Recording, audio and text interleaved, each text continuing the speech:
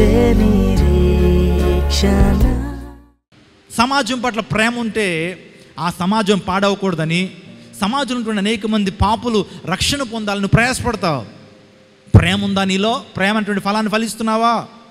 కొరిటన్ boom అనేటువంటి ఒక సహోదరు ఉండేది. రెండో ప్రపంచ యుద్ధ కాలంలో హిట్లర్ బహు భయంకరంగా అనేక మందిని చంపేస్తున్నాడు. శత్రువు అనేవాడు ఉండకూడదు. అసలు శత్రువు నా బానిస అనే ఉండాలి, శవమన్నా అయిపోవాలనేది వాడి యొక్క నినాదం. ఆ యొక్క జర్మన్ జాతి స్వచ్ఛమైన జాతి. ఆ జాతి తప్పించి ప్రపంచంలో ఏ జాతి ఉండకూడదు. జర్మన్ భాష అందరూ మాట్లాడాలా, జర్మన్ కరెన్సీ అందరి దగ్గర ఉండాలి. అడాల్ఫ్ హిట్లర్ యొక్క వాడి యొక్క మూర్ఖత్వం అన్నమాట. అందరినీ చంపేస్తుండేవాడు. ఒకరోజు సైనికులను పంపించి ఒక ప్రాంతంలో చంపేయడానికి కొంతమందిని పంపిస్తే ఒక సైనికుడు ఆ ప్రాంతంలో ఒక ప్రాంతానికి వెళ్ళాడు. ఆ ప్రాంతంలో అనేక మందిని చంపేస్తున్నాడు. కొంతమందిని బానిసలుగా తీసుకొచ్చేస్తున్నాడు. తీసుకొస్తుంటే కొరిటన్ బూమ్ అనేటువంటి ఒక సహోదరి ఒక ప్రాంతంలో ఉన్నప్పుడు అందరూ చనిపోయారండి. తల్లిదండ్రులు ఇద్దరు చచ్చిపోయారు, బంధువులందరూ చచ్చిపోయారు. కొరిటన్ బూమ్ ఆ తర్వాత తన సహోదరి మాత్రమే బ్రతుకున్నారు. వాళ్ళను కూడా శత్రువులు విడిచిపెట్టట్లేదు. ఎప్పుడైతే కొరిటన్ బూమ్ని తన యొక్క సహోదరిని చంపకుండా, వీరు అందంగా ఉన్నారని చెప్పి చంపకుండా వారిని చెరసాలలో తీసుకుని వెళ్ళిపోయారు. తీసుకుని వెళ్ళిపోతే కొరిటన్ బూమ్ యొక్క సహోదరి చాలా అందంగా ఉండేదేమో. వెంటనే ఆ ప్రాంతంలో ఉన్నటువంటి ఆ జైలర్ ఆ యొక్క స్త్రీని ప్రతిరోజు పాడు చేస్తుండేవాడు, ప్రతిరోజు కూడా రేప్ చేస్తుండేవాడు. కళ్ళారా ఆ యొక్క దృశ్యాన్ని చూస్తుండేది. ఆ కొరిటన్ బూమ్ తన హృదయంలో ఒక ముద్ర వేసేసుకుంది.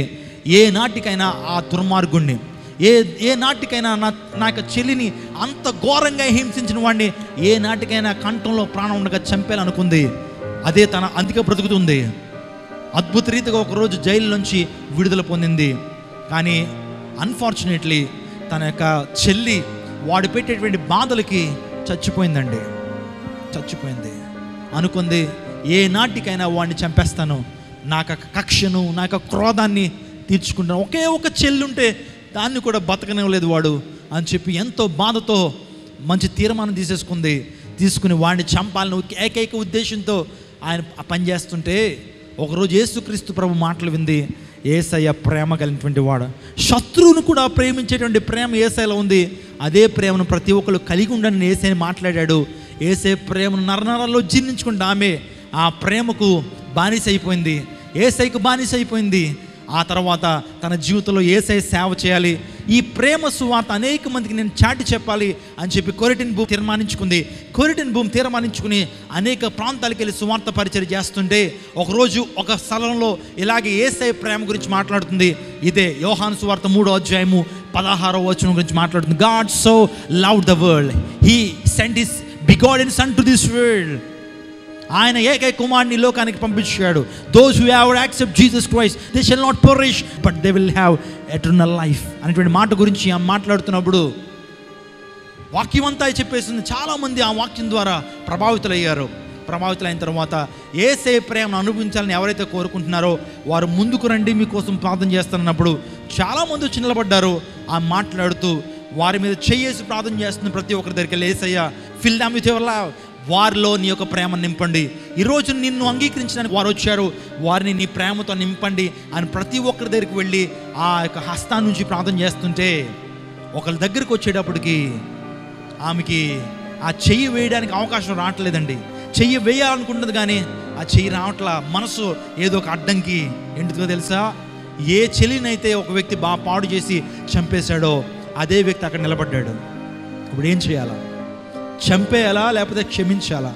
లేకపోతే తన హస్తాన్ని నుంచి యేసయ్య ప్రేమ కలిగినటువంటి వాడు, యేసయ్య శత్రువులను సైతం ప్రేమించేటువంటి వాడిని ఇప్పటి వరకు చెప్పింది.